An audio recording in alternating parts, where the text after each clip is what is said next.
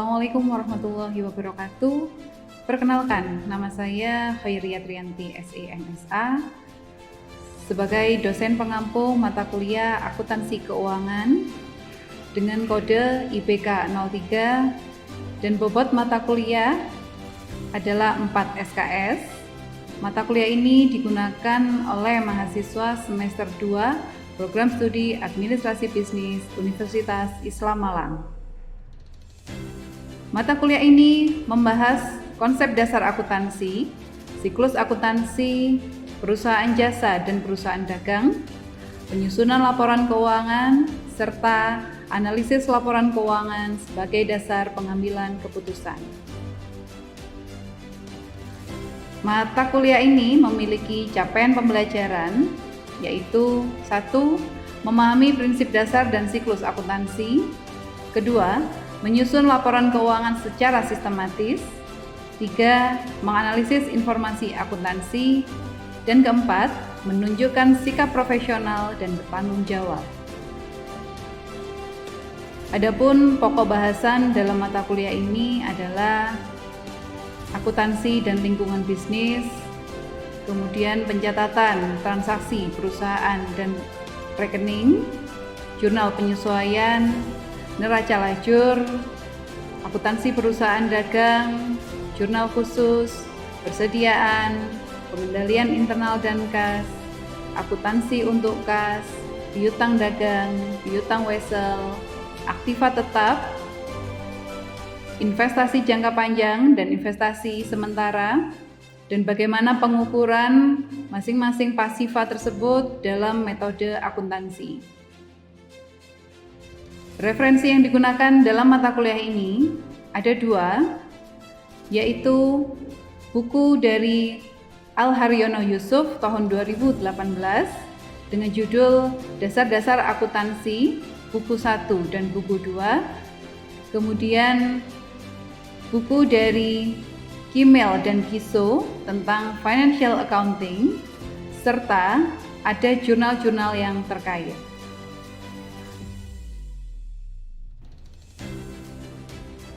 Metode pembelajaran dalam mata kuliah ini adalah case-based learning. Mahasiswa menganalisis kasus nyata terkait dengan implementasi penyusunan laporan keuangan perusahaan jasa dan perusahaan dagang dengan pendekatan analitis dan logis, serta adanya diskusi dan kerja kelompok. Ada tugas individu dengan mahasiswa mengerjakan latihan-latihan soal. Kemudian mahasiswa akan mempresentasikan terkait dengan pemecahan masalah dalam akuntansi. Teknik penilaian dalam mata kuliah ini adalah partisipasi dan kedisiplinan serta kehadiran mahasiswa dengan bobot 10%, tugas individu terkait dengan latihan-latihan soal.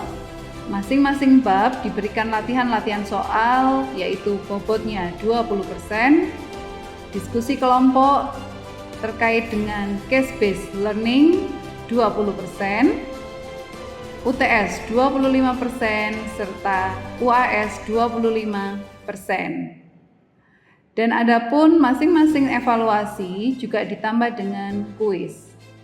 Kegiatan ini juga difasilitasi melalui blended learning, yaitu materi yang disajikan di dalam akuntansi keuangan, semuanya tergambar di dalam Learning Management System LMS unisma.ac.id. Semua RPS, informasi RPS, modul, sudah kami siapkan di dalam lms.unisma.ac.id. Berikut ini adalah video pembelajaran proses mata kuliah akuntansi keuangan. Selamat menyaksikan.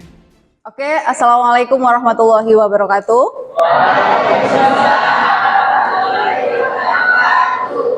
Baik, selamat pagi semuanya teman-teman. Alhamdulillah, bagaimana kabarnya hari ini?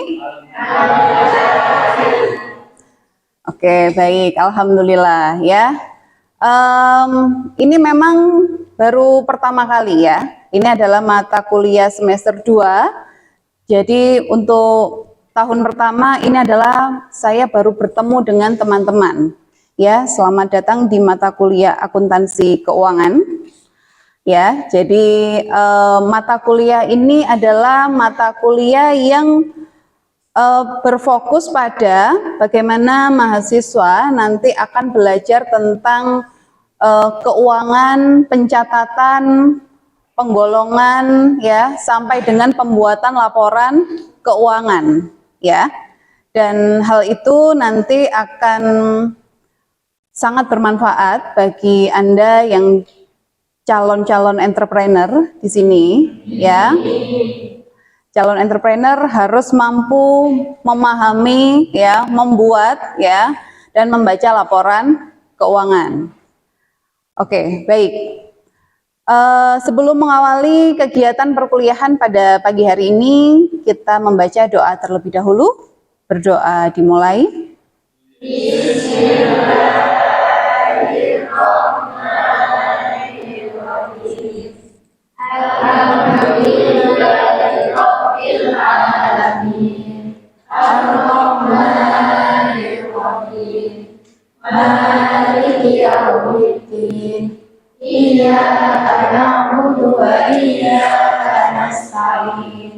Ihdinas siratal mustaqim, siratal ladzina an'amta 'alaihim, ghairil maghdubi 'alaihim waladdallin.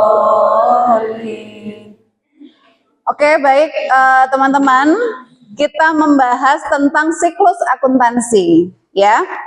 Nah, setelah tadi sudah disampaikan bagaimana akuntansi dan lingkungan bisnis, sekarang ini kita akan membahas siklus akuntansi, ya. Oke, Anda bisa lihat diagram yang ada pada layar, ya. Ada beberapa tahapan siklus akuntansi, yaitu yang pertama, di awal Anda harus membuat atau menerima bukti transaksi, ya. Nah, dasar bukti transaksi itu nanti akan dilakukan penjurnalan, ya. Nah, dalam penjurnalan Anda kenal nanti ada namanya jurnal umum dan jurnal khusus. Oke, baik. Ya, nah setelah nanti Anda pencatat nih, oh pada jurnal, berarti kan Anda harus mengklasifikasikan dari bukti-bukti yang ada, Anda harus klasifikasikan ke dalam akun-akun yang terkait, gitu ya. Nah, setelah Anda catat dalam jurnal, nah mencatat dalam jurnal itu harus bersifat kronologis ya, teman-teman ya. Jadi harus kronologis. Kronologis itu apa? Runtut, ya, harus runtut. Runtutnya itu berarti dilihat dari tanggal pertama sampai tanggal akhir, ya. Jadi nggak bisa sampai lompat-lompat. Setelah ada bukti transaksi Maret dicatat dulu. Oh ternyata ada yang bulan Februari. Nah, jadi harus urut ya. Jadi kalau di dalam 1 tahun ya mulai Januari, Februari, Maret, April sampai Desember. Nah, kalau tanggal berarti ya 1 sampai 30. Mohon maaf. Anda catat dalam jurnal lalu Anda posting ke dalam buku besar. Oke, dalam buku besar ya.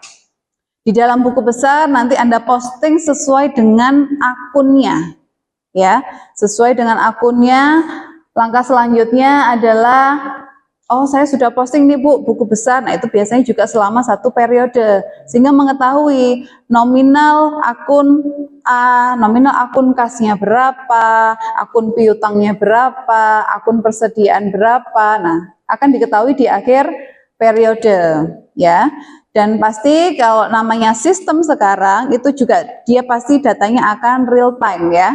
Boleh kalau menggunakan sistem tidak manual, dia akan real time. Ketika Anda memasukkan input data pada jurnal, nah nanti dia di buku besar otomatis akan bertambah atau berkurang pada akun yang terkait. Ya, akun yang sama. Oke. Langkah berikutnya adalah Anda menyusun neraca saldo, ya. Nah, Neraca saldo ini adalah rangkuman dari akun-akun yang diambilkan dari buku besar, ya. Dan itu harus berurutan.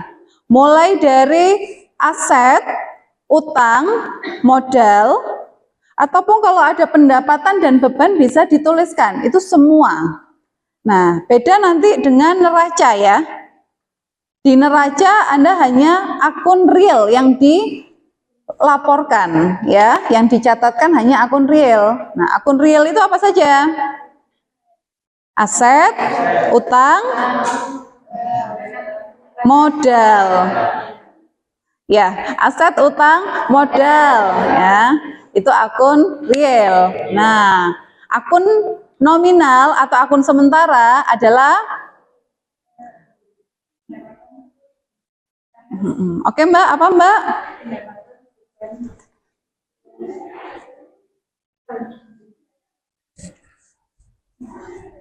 Oke, ya betul ya Mbak ya. Terima kasih, namanya Mbak siapa? Nadia. Oke, pendapatan dan beban ya. Nah, tetapi kalau di neraca saldo Anda harus mulai dari akun nomor 1 sampai dengan nomor 5 ya. Jadi aset, utang, modal, pendapatan dan beban ya. Nah, itu semua dirangkum. Makanya kalau di neraca saldo itu adalah rangkuman semua akun ya. Setelah ada neraca saldo, kemudian nanti di akhir periode Anda juga membuat jurnal penyesuaian ya. Namanya jurnal penyesuaian itu nanti hanya mengakui pendapatan dan biaya yang sebenarnya terjadi di dalam periode tersebut ya, dan itu akan memberikan informasi yang sebenarnya dari periode tersebut. Setelah itu Anda susun lagi neraca saldo setelah penyesuaian, baru Anda membuat nanti 10 kolom, yaitu adalah neraca lajur. Oke, baik teman-teman, coba sebutkan jenis laporan keuangan. Siapa yang bisa? Yang pertama ada laporan laba rugi, terus laporan perubahan modal, neraca, arus kas, sama catatan atas laporan keuangan. Oke, terima kasih Mbak Adinda Dinkan ya. Oke, baik. Nah, tadi itu adalah jenis-jenis laporan keuangan ya. Ada 5 jenis laporan keuangan. Nah, nanti memang di awal ini baik jasa dan dagang Anda bisa fokus dulu pengerjaan di laba rugi, perubahan modal dan neraca. Nah, nanti di akhir itu Anda bisa setelah mempelajari akuntansi untuk kas, nanti Anda bisa menyusun laporan akuntansi arus kas, mohon maaf ya, laporan arus kas ya. Dan kemudian nanti di dalam catatan atas laporan keuangan itu adalah sifatnya dia kualitatif ya, kualitatif karena memang dia hanya menjelaskan bagaimana metode pencatatan yang digunakan oleh seorang pembuat laporan keuangan, dalam hal ini adalah akuntan, untuk menentukan besaran ini itu saya metodenya pakai apa. Nanti ketika belajar persediaan, belajar piutang, ya, belajar aktiva, nah itu nanti kan ada penjelasannya. Saya pakai aktiva tetap, oh nanti penentuan depresiasi saya menggunakan apakah garis lurus, ataukah angka tahun, ataukah mungkin saldo menurun ganda. Nah, ada di situ. Di situ semua detail akan dibahas di CALK. Oke. Gitu ya. Baik. Oke, kemudian saya tadi juga ingin tahu setelah Anda membuat laporan keuangan ya di tahap akhir di dalam siklus ini. Nah, Anda nanti membuat jurnal penutup ya. Nah, jurnal penutup ini nanti akan digunakan untuk menutup akun-akun sementara tadi ya, akun sementara. Ada pendapatan, ada beban, ada private ya. Nah, tapi kalau di perusahaan terbuka Anda bisa gunakan dividen ya. Oke. Nah, apa kira-kira fungsinya jurnal penutup?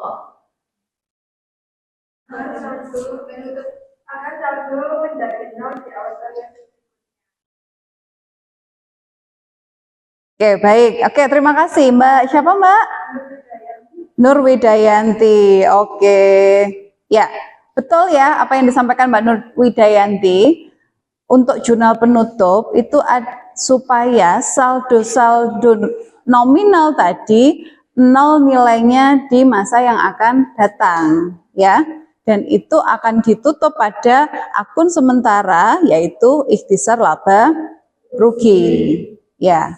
Sehingga nanti di awal periode yang muncul hanya akun real saja, aset, kewajiban, dan modal. Oke, baik. Nah, sekarang saya ingin coba review ya teman-teman ya. Nah, dari penjelasan berkaitan dengan siklus akuntansi, oke, coba teman-teman sekarang bisa mengulangi bagaimana sih siklus akuntansi itu? Jadi siklus akuntansi sendiri itu ada 80. Yang pertama itu ada bukti transaksi, lalu yang kedua itu ada pencatatan jurnal. Untuk pencatatan jurnal sendiri itu bersifat kronologis atau runtut. Yang ketiga, posting buku besarnya itu harus sesuai dengan masing-masing akun. Lalu yang keempat, menyusun neraca saldo.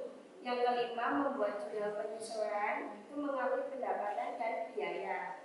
Yang keenam, membuat neraca lajur yang berisi nanti ada 10 kolom. Yang ketujuh, membuat laporan keuangan. Dan yang kedelapan, membuat jurnal penutup.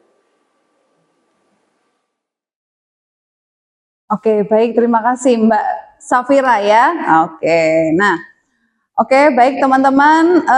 Tadi juga Anda sudah sampaikan ya berkaitan dengan review materinya siklus akuntansi.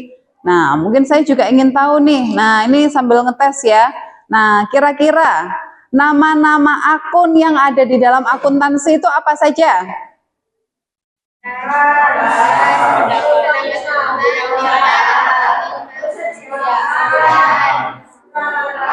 Oke.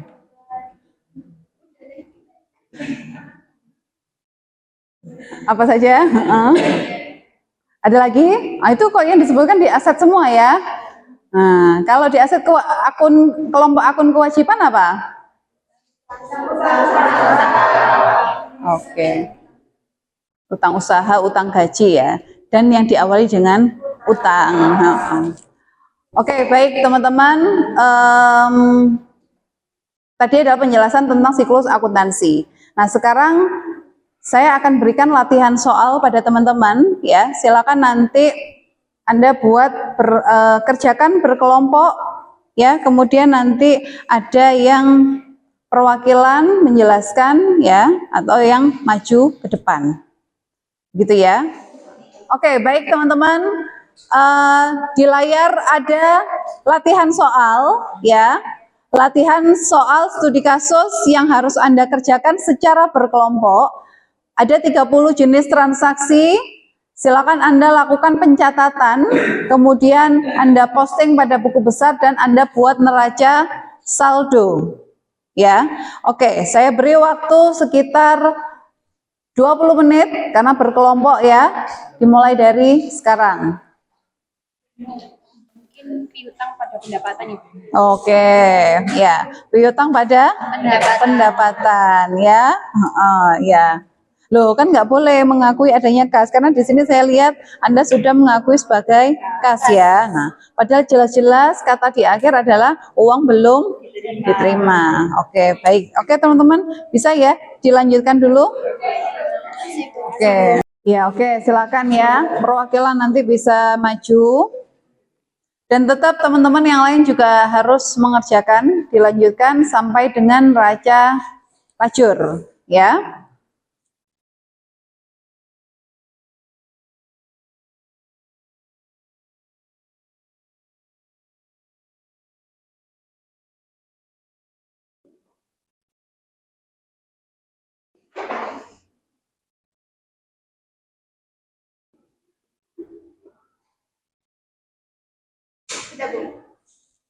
Oke, baik. Oke, terima kasih Dinkan.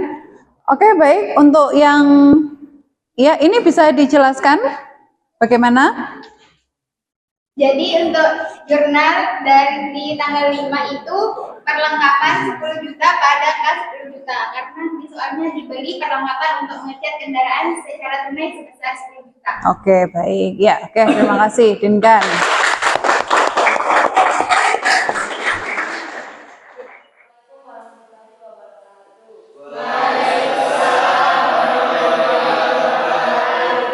Kami dari kelompok 3 akan mempresentasikan hasil analisis dan jurnal penyesuaian atas transaksi-transaksi dari CV sinar abadi.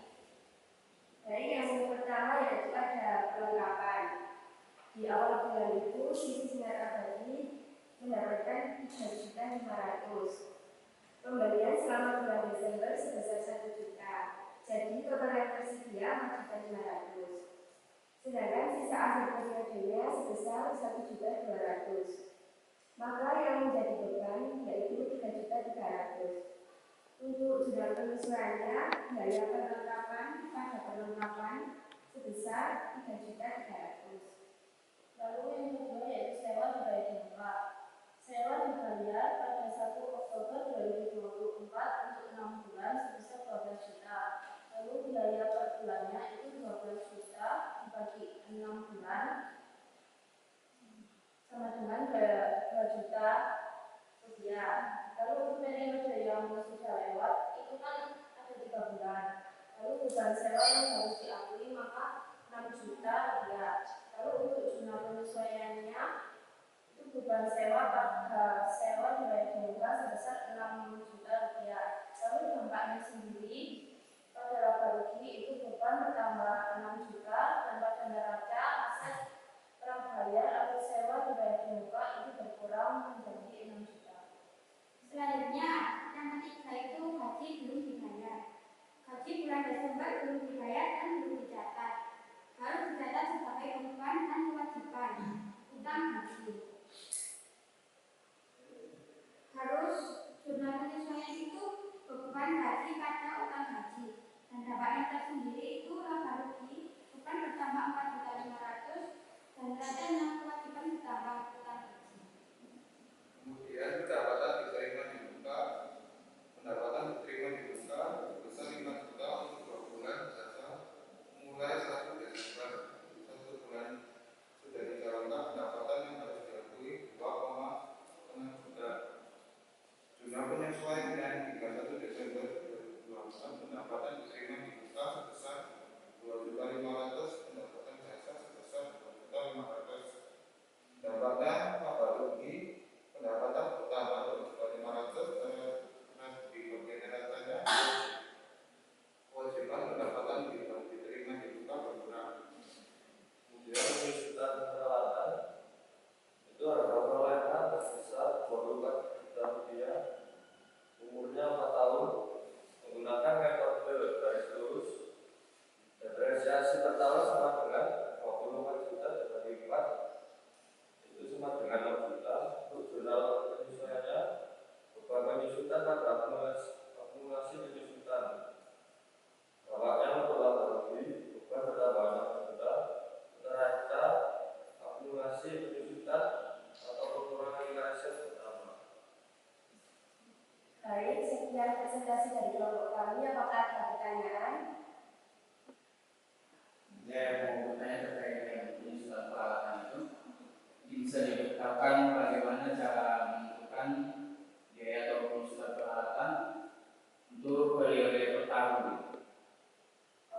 Untuk cara mengetahuinya itu bisa harga perolehannya dibagi dengan umur manfaat, maka nanti ketemu harganya 6 juta per tahun itu. Itu bukan tadi.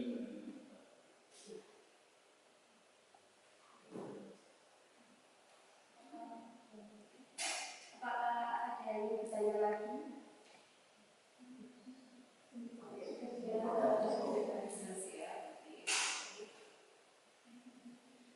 Jika tidak, demikian presentasi dari kelompok kami mengenai jurnal penyesuaian dan dapat disimpulkan bahwa jurnal penyesuaian itu sangat penting untuk mencerminkan kondisi keuangan yang sebenarnya sesuai dengan prinsip akuntansi akurat. Terima kasih atas perhatiannya teman-teman. Wassalamualaikum warahmatullahi wabarakatuh. Waalaikumsalam warahmatullahi wabarakatuh. Oke, tepuk tangan dulu ya. Oke, Fahma. Permisi Bu, ini tugas. Oke, baik ya. Sudah semua tugasnya? Sudah. Oke, saya lihat ya. Ini modul-modulnya dilengkapi mulai dari jurnal umum, buku besar ya, jurnal penyesuaian, kemudian ini sudah dibuat neraca lajur dan pembuatan laporan keuangan. Oke, sudah lengkap. Baik. Ya, ini untuk menghitung HPP bagaimana? Untuk menghitung HPP ini berarti dari persediaan awal ditambah dengan pembelian bersih nanti dikurangi dengan persediaan akhir Bu. Diperoleh HPP sebesar 3.240 juta. Oke, baik ya. Nah, terus untuk menghitung laba kotor bagaimana? Untuk menghitung laba kotor berarti dari penjualan bersih nanti dikurangi dengan HPP diperoleh laba kotor sebesar 2.920 juta. Oke, baik ya. Baik, terima kasih. Terima kasih atas partisipasinya. Ya, tetap semangat untuk semuanya. Ya, tetap semangat belajar. Dan kita akhiri perkuliahan siang hari ini dengan membaca doa akhir perkuliahan. Berdoa dimulai.